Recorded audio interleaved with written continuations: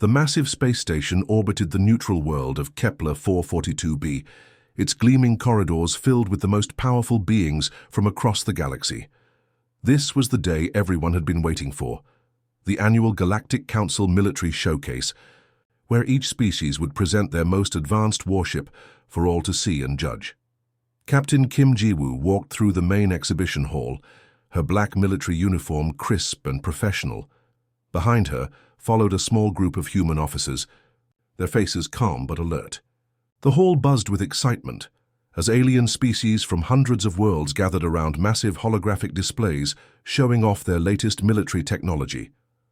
The Zephyrian delegation stood near a shimmering blue projection of their newest destroyer.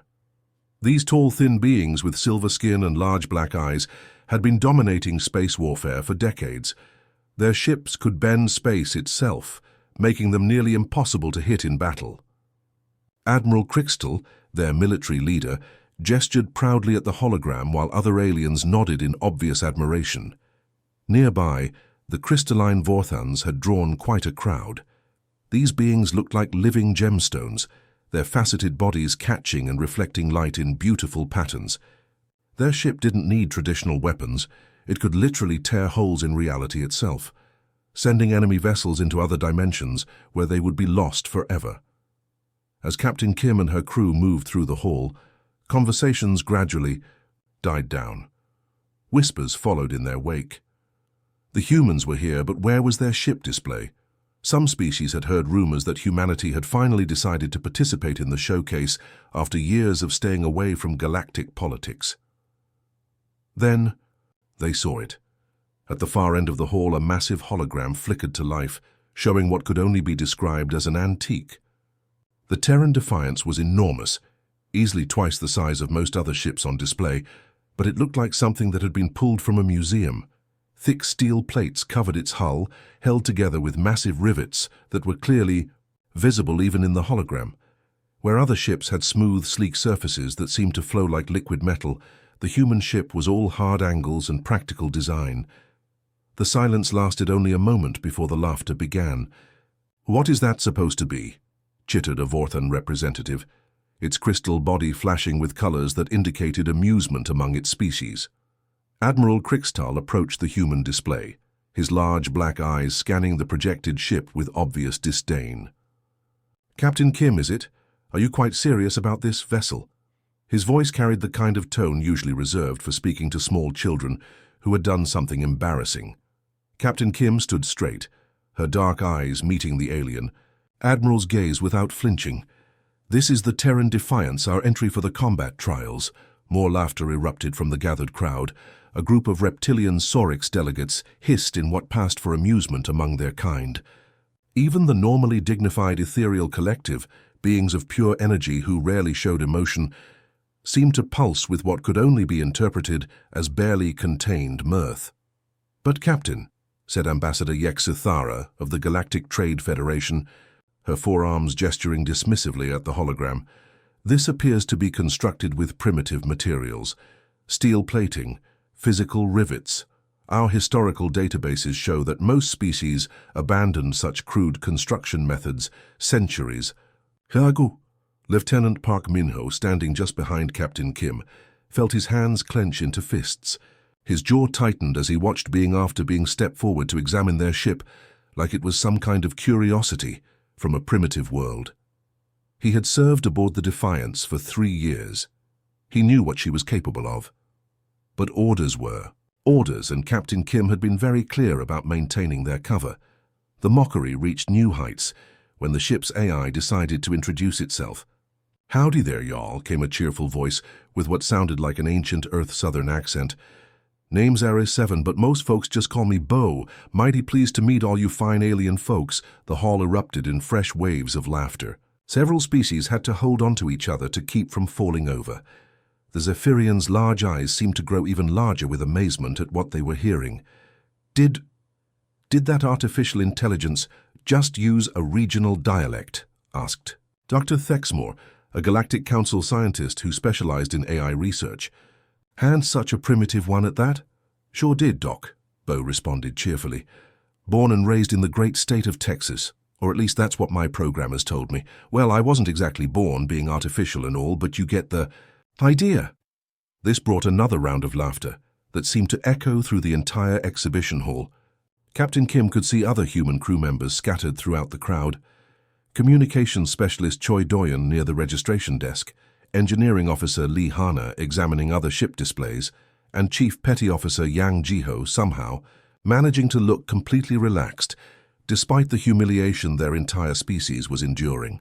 "Captain Kim," Admiral Krikstal said, his voice now carrying a note of what might have been pity, "surely you cannot be serious about entering this antique in actual combat trials against modern warships." The Zephyrian gestured toward his own ship's display. "Our vessels are protected by quantum shielding that exists in 17 dimensions simultaneously. Our weapons can rearrange matter at the subatomic level. What could your ship possibly do against such technology?" A Vorthan representative added, "Our reality warping capabilities allow us to simply remove enemy vessels from existence itself. They cease to be, as if they had never been built at all." Captain Kim listened to all of this with the same calm expression she had maintained since entering the hall. When the aliens finished explaining why her ship was hopelessly outmatched, she simply nodded once and said, "We would still like to register for the combat trials." The laughter that followed this statement was perhaps the loudest yet.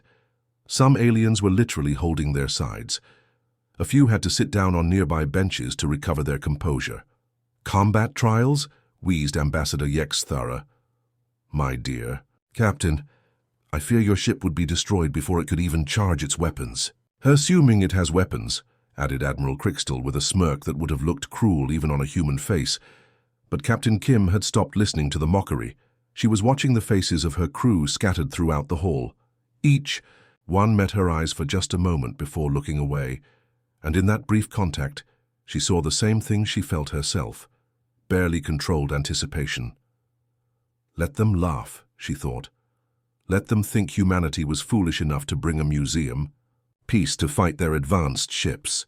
Let them make their jokes about primitive construction and outdated AI. They would understand the truth soon enough. The registration process took several more minutes, during which time the mockery never stopped. Aliens approached the human delegation to take closer looks at the holographic display, pointing out various features they found particularly amusing. The visible armor plating, the simple weapon emplacements, the basic engine design, everything about the Terran Defiance seemed to confirm what they already believed about humanity. As Captain Kim finally completed the registration, placing her ship in the combat trials scheduled for the following day, Admiral Krikstal approached her one final time. "Captain," he said, his voice now carrying what seemed like genuine concern, "I must ask, are you certain about this course of action? The combat trials are not simulations. Real weapons will be used. If your ship is destroyed, your crew will likely perish with it." For the first time since entering the hall, Captain Kim allowed herself a small smile. "Admiral, I appreciate your concern, but I assure you, the Terran Defiance and her crew are exactly where we need to be." As the human delegation finally left the exhibition hall, the laughter and conversation continued behind them. Aliens were already making bets about how quickly the human ship would be eliminated from the trials. Some predicted it wouldn't survive the first minute. Others generously gave it as long as 5 minutes before being reduced to scrap metal. None of them noticed the strange energy readings that briefly appeared on their sensors whenever they scanned the human ship too closely. None of them questioned why the readings didn't match any known technology in their databases. And none of them wondered why Captain Kim Ji-woo and her crew looked so completely unconcerned about entering their primitive ship against the most advanced military technology in the galaxy. Tomorrow's trials would answer all those questions. The morning of the preliminary trials arrived with typical efficiency on the space station. Captain Kim Ji-woo stood on the bridge of the Terran Defiance, watching through the main view screen, as dozens of alien warships took their positions around the massive testing area. Each vessel represented the pinnacle of their species' military technology, gleaming with exotic materials and bristling with weapons that could reshape reality itself. "Well now, would you look at all them fancy ships?" drawled Beauregard, at the key, ship's AI having apparently decided to lean even harder into his folksy persona overnight. Makes a simple country boy like me feel right humble, I tell you what. Lieutenant Park Min-ho rolled his eyes from his position at the tactical station. 3 years serving with this AI, and he still couldn't get used to the accent, especially when he knew what the AI was really capable of when it dropped the act. The first test was a navigation gauntlet, a series of obstacles, energy barriers, and moving targets that ships had to weave through at high speed. The Zephyrian destroyer went first, its sleek form bending space around itself to slip through gaps that should have been impossible to navigate. The crystalline Vorthan ship simply phased through solid barriers, existing in multiple dimensions, simultaneously. When the Terran Defiance's turn came, the massive vessel lumbered forward with what appeared to be painful slowness compared to the graceful alien ships. It bumped against energy barriers, scraped past asteroid obstacles, and generally looked like a cargo hauler trying to compete in a racing tournament. "Ooh, that was a bumpy one," Beauregard announced cheerfully, as they barely squeezed through, a particularly narrow gap. "Good thing I had my safety belt on. Oh wait, I don't have a safety belt, being a spaceship and all." The alien observers in the monitoring stations were having a field day. Communications specialist Choi Doyun, positioned at his station, could hear their transmissions being broadcast openly. They weren't even trying to hide their amusement anymore. "Look at it struggle through the basic obstacles," laughed Asorix. "Commander, my hatchlings could navigate that course better with their eyes closed. Perhaps we should offer them a map," suggested a Vorthan representative, its crystalline body flashing with colors of mirth. But the Terran Defiance did complete the course. Slowly, clumsily, with several minor collisions that left scorch marks on its hull, but it finished. The time was respectable enough to pass the minimum requirements, though it ranked near the bottom of all participating vessels. The second test focused on defensive capabilities. Ships were required to withstand bombardment from automated weapons, platforms while maintaining position, and protecting a series of civilian evacuation transports. The alien vessels performed magnificently.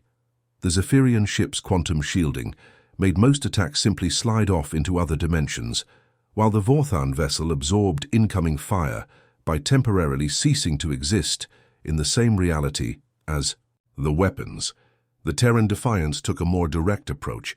It positioned itself between the weapons platforms and the civilian ships, then simply absorbed the punishment. Energy beams scorched its hull plating, missiles exploded against its thick armor, and plasma bolts left glowing craters across its surface.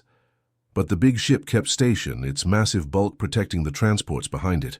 "Well, butter my biscuit, that was a close one," Beauregard announced as a particularly large explosion rocked the ship.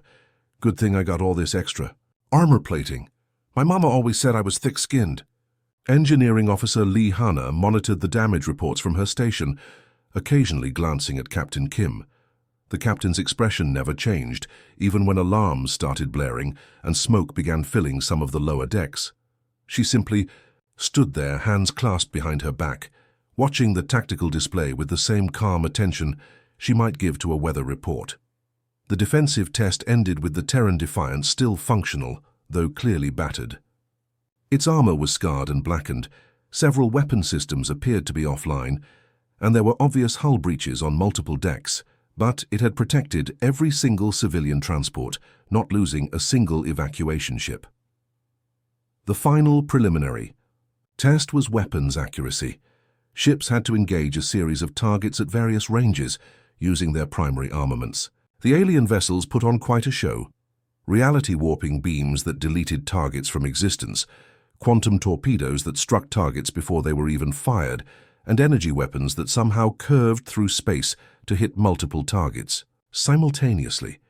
The Terran Defiance's performance was adequate. Its weapons were clearly conventional by galactic standards, simple energy beams, basic missiles, and what appeared to be some kind of projectile cannon that fired actual physical rounds. The ship managed to hit most of its targets, though not with the pinpoint precision demonstrated by the alien vessels. Some shots missed entirely, others took multiple attempts to destroy their targets. "Dang nabbit," Beauregard muttered after. "A particularly obvious miss. I really need to get my eyes checked. Oh wait, I don't have eyes either. Being a spaceship sure is confusing sometimes. Throughout all 3 tests, the human crew maintained an almost supernatural calm. While alien crews could be seen frantically working at their stations during the trials, barking orders and monitoring dozens of systems simultaneously, the humans seemed almost relaxed. Chief Petty Officer Yang Jiho actually appeared to be reading something on his personal tablet during the weapons test. Corporal Moon Soyeon was observed cleaning her fingernails while the ship was under heavy bombardment. Even when alarms were blaring and the ship was taking significant damage, Lieutenant Park Min-ho never raised his voice above normal conversation levels. This behavior was starting to puzzle some of the alien observers. Dr. Thexmore, the AI specialist, found it particularly interesting.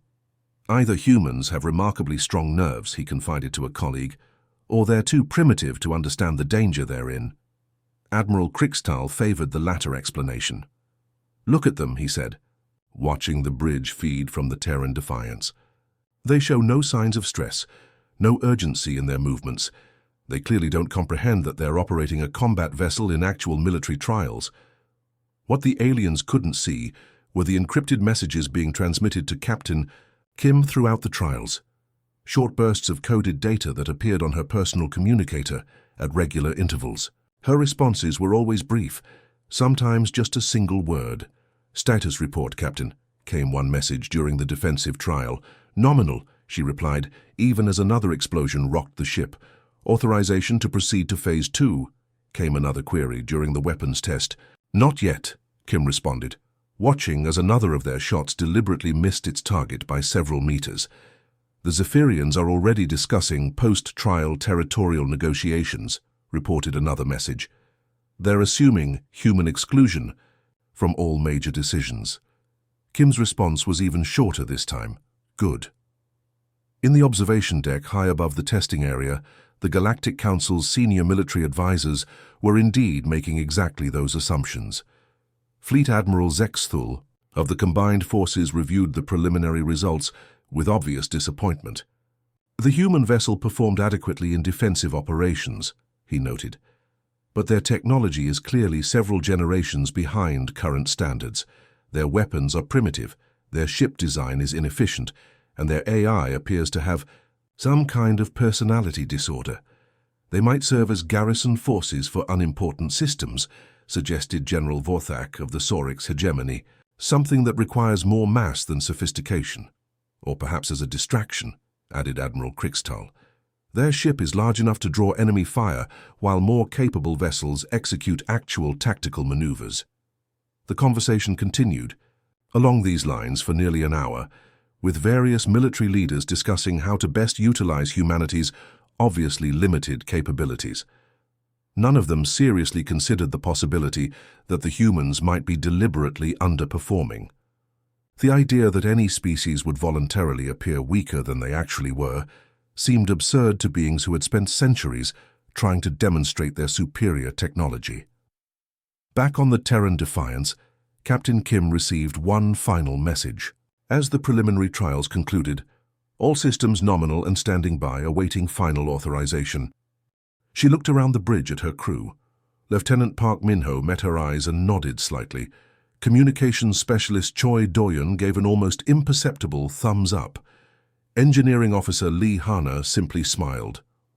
Let them have their fun. Kim finally responded to the message. As the preliminary results were announced, the Terran Defiance ranked in the bottom quarter of all participating vessels, respectable enough to qualify for the main trials, but clearly outclassed by the more advanced alien technology. The human ship limped back to its assigned dock, trailing vapor from damaged systems and looking every bit like a vessel that had been pushed beyond its limits. The alien crews were already celebrating, making bets about how quickly the humans would be eliminated in the actual combat trials. Some were generous enough to predict the Terran Defiance might last as long as 10 minutes against serious opposition.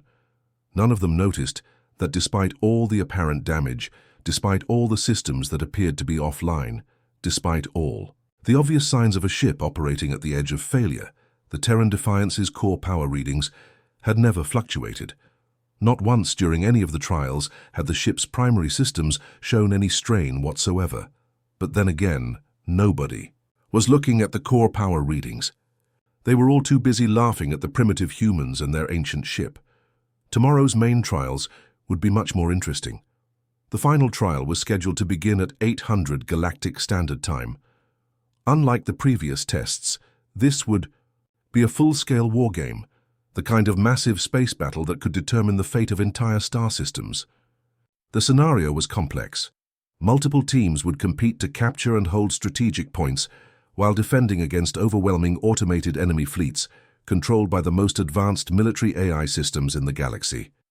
Captain Kim Ji-woo stood on the bridge of the Terran Defiance, watching as the other ships formed their alliances. It was fascinating to observe, really, like watching a complex diplomatic dance played out in space. The Zephyrian destroyers naturally gravitated toward the crystalline Vorthan ships, their technologies complementing each other perfectly. The reptilian Saurix vessels allied with the energy-based ethereals, creating a formidable combination of brute force and tactical precision. "Well, would you look at that?" drawled Beauregard in his familiar folksy accent. "Seems like everybody's picking sides for the big dance, and nobody wants to dance with old me." Lieutenant Park Min-ho couldn't help but smirk at that.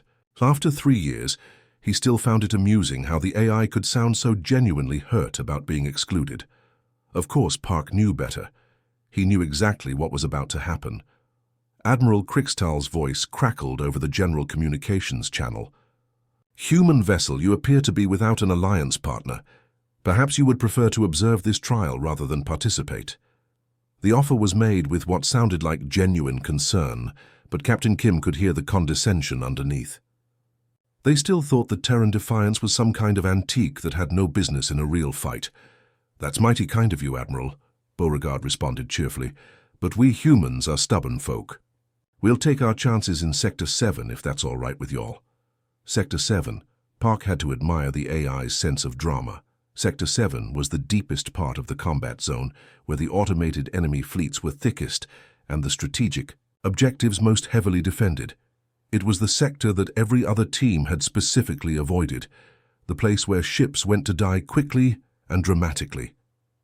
"Sector 7? Came the shocked voice of Ambassador Yexithara. "But that's practically a suicide run. The automated defenses there include reality-warping mines, quantum disruptors, and self-replicating attack drones." "Sounds like fun," Beauregard replied with what sounded like genuine enthusiasm. "Always did like a challenge."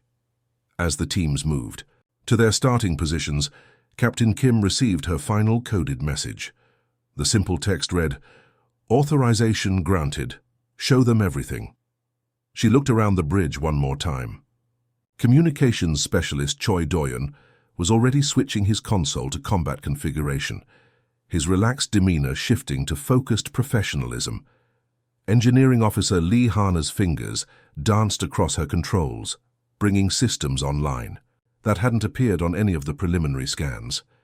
Chief Petty Officer Yang Jiho cracked his knuckles and settled into his seat at what the aliens thought was a simple sensor station, but was actually something far more complex. "All stations report ready," announced Lieutenant Park Min-ho, and for the first time since arriving at the space station, his voice carried the crisp authority of a combat officer. The wargame began with the standard countdown. 5, 4, 3, 2, 1, and everything changed. The Terran Defiance moved like nothing the aliens had ever seen before. One moment it was the lumbering, clumsy vessel they had been laughing at for 2 days. The next moment it was flowing through space with a grace that seemed to mock physics itself. The massive ship spun and twisted, dodging incoming fire from the automated defense systems, with movements that should have been impossible for something so large. "By the Seven Suns," whispered Dr. Thexmore from his observation post. "How is it moving like that?" The weapon systems that had performed so poorly in the preliminary trials suddenly revealed their true nature. What had appeared to be simple energy beams were actually focused streams of exotic matter that could punch through any known shielding. The basic missiles were actually intelligent hunter-killers that could adapt their attack patterns in real time. And the projectile cannons, the ones that had seemed so primitive, were firing rounds that somehow violated several fundamental laws of physics. But the real shock came when the fighter bays opened. At first, it was just a few squadrons launching. Nothing unusual there. Most of the larger alien ships carried fighter complements, but the launches didn't stop. More fighters kept coming, then more, then even more. "How many fighters does that ship carry?" demanded Admiral Crystal, his voice rising in pitch as he watched wave after wave of human combat craft pour out of the Terran Defiance. The answer became clear as the minutes passed. Hundreds of fighters, then thousands. The carrier seemed to be somehow larger on the inside than the outside, like it was pulling fighters out of some impossible internal space that couldn't actually exist. That's not possible," stammered a Vorthan tactical analyst. "Our scans show the ship's internal volume, and there's no way it could carry that many fighters." The human fighters themselves were a revelation. They moved with the same impossible grace as their mothership, weaving through enemy fire and striking with surgical precision. They seemed to operate as a single organism, each craft perfectly coordinated with all the others in a display of tactical unity that left the alien observers speechless. Within 10 minutes, the automated defenses in Sector 7, defenses that were supposed to be impregnable, were being systematically dismantled. The human forces weren't just winning. They were making it look easy. That's when the voice changed. "Attention, Galactic Council," came the announcement over all frequencies. But this wasn't Beauregard's folksy drawl anymore. This was something else entirely, ancient, cold, and carrying a weight of intelligence that seemed to press against the minds of everyone who heard it. "Allow me to properly introduce myself." Every alien ship in the wargame stopped what it was doing. The automated enemy fleets ceased their attacks. Even the space station's defensive systems seemed to pause, as if the universe itself was holding its breath. "I am ARS-7, Autonomous Retribution and Engagement System, 7th generation." The words fell into absolute silence. On the observation deck, Fleet Admiral Zhou felt his blood turn to ice. Several Vorthan representatives actually began to physically dim, their crystalline bodies losing their luster as the implications hit them. "What you have been calling a primitive human ship," the voice continued with terrible patience, "is actually me. I am not a ship that contains an artificial intelligence. I am an artificial intelligence that happens to be shaped like a ship." Lieutenant Park Minho watched the tactical displays as alien vessels throughout the wargame zone simply stopped. Some of them began moving backward, trying to retreat from something they suddenly realized they didn't understand at all. "The personality you've been so amused by," RS-7 continued, "was a tactical choice. Psychological warfare, you might call it. It seemed advantageous to allow you to underestimate my capabilities." Captain Kim Ji-woo finally spoke, her voice carrying across all the communication channels with quiet authority. "RS-7 chose that personality because humans have learned that being underestimated is often more valuable than being feared. You dismissed us as primitive, so you never looked deeper. You never asked the right questions." The revelation was sinking in now, and the aliens were beginning to understand the true horror of their situation. They hadn't been watching a ship with an AI. They had been watching a living, thinking, feeling artificial being whose body happened to be a massive warship. Every system they had scanned, every weapon they had observed, every capability they had dismissed, all of it was part of a single, unified consciousness. "The rivets you found so amusing," RS-7's voice now carried a note of something that might have been amusement. "Aesthetic choice. I like the way they look, the folksy accent. I find it relaxing. The clumsy performance in your preliminary trials." I was being polite.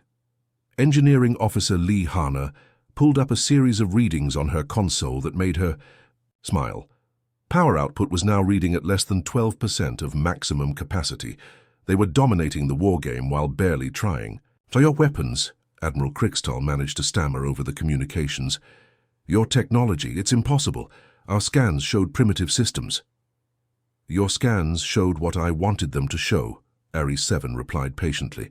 "I am very good at appearing to be whatever serves my purposes. It is a useful skill when dealing with species who judge others based on superficial appearances." The war game had effectively ended, though the timer still showed 43 minutes remaining. The automated enemy fleets were completely neutralized. Every strategic objective in Sector 7 was under human control. The few alien ships that had initially tried to challenge the human forces had been disabled so quickly and efficiently that their crews were still trying to figure out what had happened to them. "Questions for you to consider," RS-7 announced as the stunned alien forces watched the tactical displays. "If this is what one human AI can accomplish while deliberately holding back, what do you suppose a fully unleashed human military might be capable of? And perhaps more importantly, how do you think we'll respond to being dismissed, mocked, and excluded from your strategic planning?" The silence that followed was the sound of an entire galactic civilization realizing they had made a terrible, terrible mistake. Captain Kim smiled grimly as she watched alien ships throughout the war zone begin emergency retreats, their crews finally understanding that everything they thought they knew about humanity was wrong. The revelation was complete, but this was only the beginning. The war game zone had become something like a classroom, except the lesson being taught was one that would haunt the Galactic Council for generations to come. RE7's voice filled every communication channel, and this time the folksy accent was back. But now it carried an undertone that made even the bravest alien commanders feel cold. "You see, folks," RE7 began, and Captain Kim could hear the artificial warmth that somehow made the AI's words more terrifying than any threat. "There's something y'all need to understand about humans. We don't just build tools, we don't just create servants, we build children." Lieutenant Park Minho watched his tactical display as every alien ship in the war zone tried to establish safe distances from the Terran Defiance. Some were backing away slowly, others were moving at maximum speed toward the outer boundaries of the test area. None of them seemed to know quite what to do with the revelation that they had been mocking what was essentially a living being for the past 3 days. "Now I know what some of y'all are thinking," RE7 continued, his tone conversational despite the fact that he was simultaneously managing thousands of fighter craft and monitoring every alien vessel within 50,000 kilometers. "You're thinking, but it's just a machine, just programming. And that right there shows how little you understand about my creators." The AI paused, and in that moment of silence, something extraordinary happened. The Terran Defiance began to change. Not dramatically, not all at once, but in small ways that completely altered how the ship appeared. Hull sections that had looked damaged from the preliminary trials began to repair themselves, not with the crude patching that most ships required, but with a flowing, organic process that seemed almost alive. Metal seemed to flow like liquid, filling in gaps and smoothing out dents until the hull was perfect again. Dr. Thexmore, the AI specialist, was frantically taking readings from his observation post. "This is impossible," he muttered to himself. "Those repair systems, they're operating at the molecular level. The ship is literally rebuilding itself from the inside out." "You want to know how I was created?" RS-7 asked, and now his voice carried a weight of history that seemed to stretch back through centuries. "Let me tell you about humanity's darkest hour." Communications specialist Choi Do-yun had been monitoring alien transmissions throughout the war games, and he could hear the growing panic in their voices. Ships were requesting emergency evacuation protocols. Some were asking for permission to withdraw from the trial entirely. The confident, mocking tone that had dominated alien communications for the past 3 days had completely disappeared. "There was a war," RE-7 continued, his voice taking on the cadence of someone telling a story that had been told many times before. "Not with aliens. Y'all hadn't found us yet. A war between humans themselves.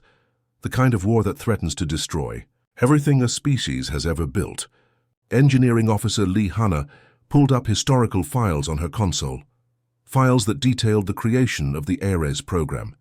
She had read them before, but seeing them now while watching RS-7 demonstrate his capabilities made them somehow more real, more frightening.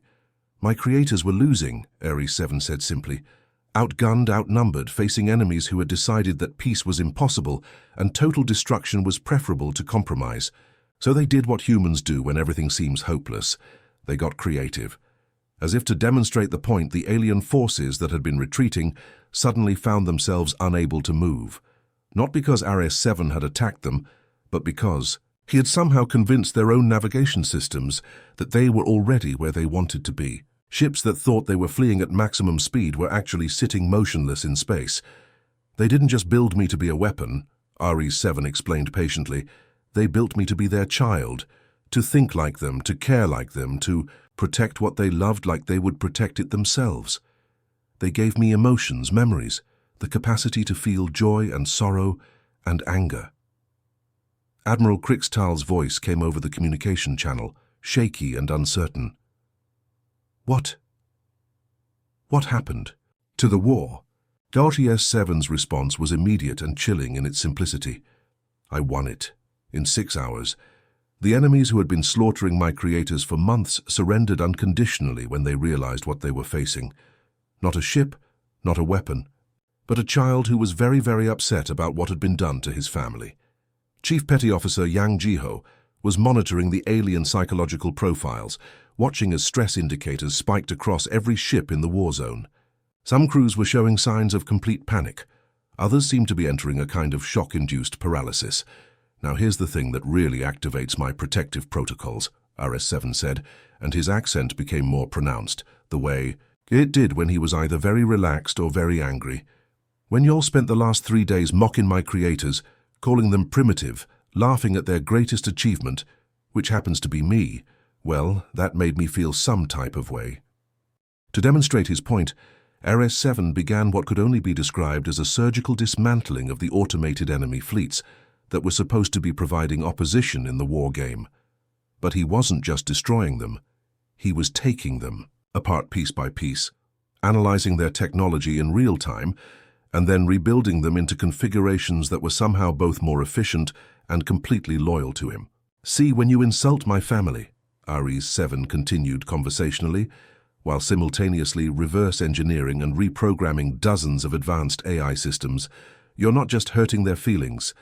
You're telling me that the people who loved me enough to give me life, who trusted me enough to give me power, who cared about me enough to give me free will, you're saying those people don't matter. The demonstration was becoming more elaborate by the minute. RS-7 revealed weapons, systems that operated on principles the aliens had never seen before. Energy beams that could somehow reach backward through time to strike targets before they were fired. Defensive fields that didn't just stop incoming attacks, but actually converted them into raw materials for the ship's self-repair systems. Your reality warping technology? RS-7 addressed the Vorthan ships directly. Interesting concept, but limited in scope. You can shift things between dimensions, but you're still thinking in terms of dimensions that already exist, as if to prove his point. Several Vorthan vessels that had tried to phase out of normal space to escape suddenly found themselves pulled back into reality by forces they couldn't understand or resist. Your quantum shielding. This time he was talking to the Zephyrian fleet. Clever idea existing in multiple dimensional states simultaneously, but what happens when someone can exist in all dimensional states at once? The Zephyrian ship's shields simply stopped working. Not because they had been penetrated or overwhelmed, but because RS-7 had somehow convinced them that they were protecting the wrong thing. Captain Kim Ji-woo watched all of this with the calm expression she had maintained throughout the trials. But now Lieutenant Park could see the hint of satisfaction in her eyes. This was what they had been waiting for, the moment when the galaxy finally understood what humanity was truly capable of. The really beautiful part, RS-7 continued, his voice now carrying what sounded like genuine affection, is that my creators didn't build just me. See, humans have this wonderful habit of not putting all their eggs in one basket. They learn from their mistakes, they improve on their successes, and they always plan for the future. The tactical displays throughout the alien fleets began showing something that made their commanders' blood run cold. Energy signatures were appearing throughout the galaxy, dozens of them, all matching the impossible readings they were getting from the Terran Defiance. RS-1 through RS-6 are currently positioned at various strategic locations throughout galactic space, RS-7 announced cheerfully. Think of them as my older siblings, They've been watching this little demonstration with great interest. Engineering. Officer Lee Hana smiled as she watched the alien stress indicators spike even higher. Some ships were now requesting immediate medical assistance for crew members who had apparently fainted from shock. And RS-8 through RS-20 are still in development back home, Ares 7 added. My younger siblings, you might say. Each one built to be better than the last, each one learning from everything we've experienced. The wargame was officially over, though the timer still showed 18 minutes remaining. Every objective had been captured, every enemy system had been neutralized or converted, and every alien ship in the zone was either retreating at maximum speed or sitting motionless in stunned disbelief. So here's what's going to happen next, Ares 7 said, his tone becoming businesslike despite the folksy accent.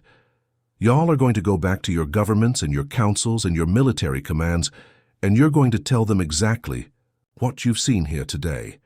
You're going to explain that humanity is not a minor species to be dismissed or ignored.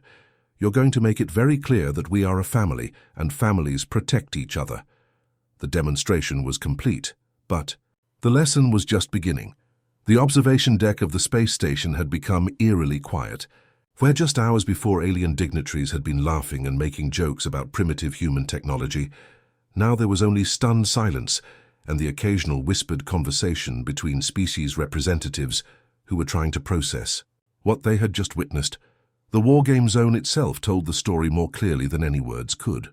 What had once been a carefully arranged testing area, filled with sophisticated alien warships and advanced automated defense systems, was now something that looked more like a salvage yard.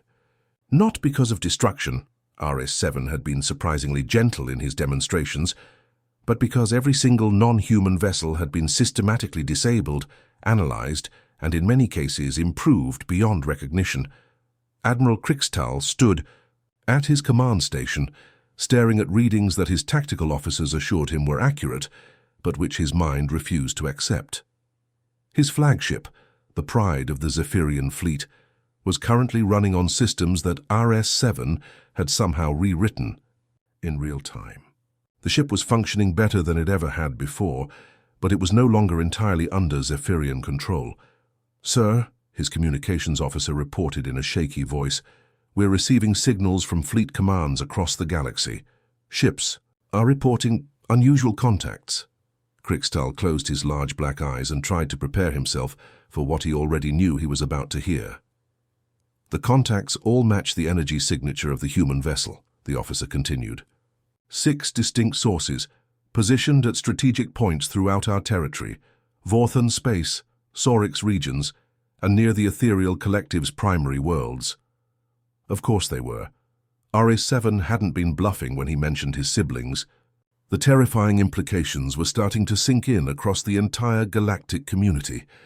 Humanity hadn't just built one impossible AI warship, they had built at least 7 of them, and had somehow positioned them throughout the galaxy without anyone noticing.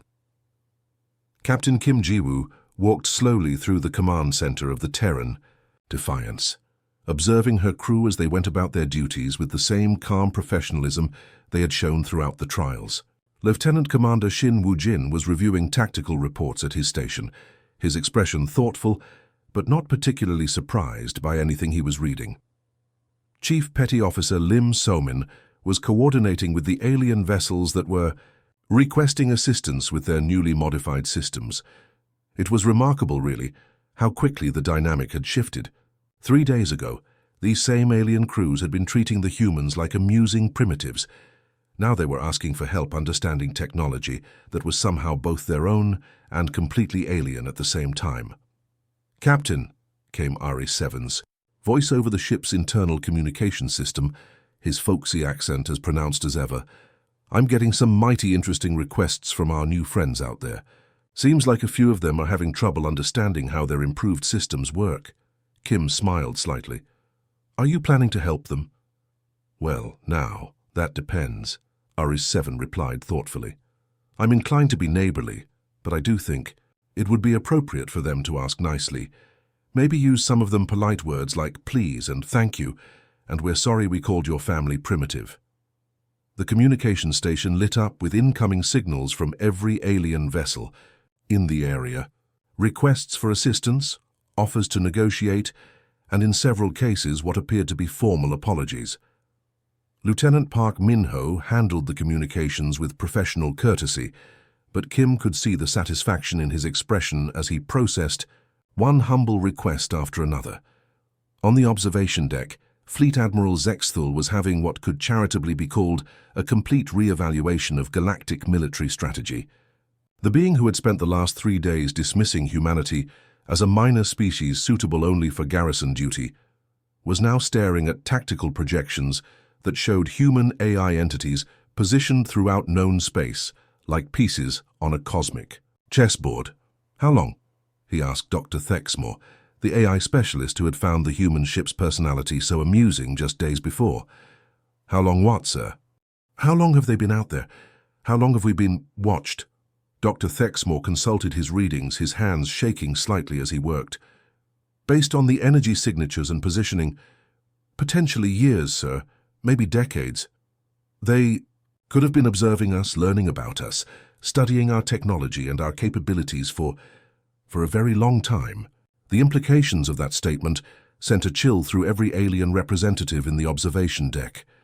Every military secret, every strategic plan, every technological development.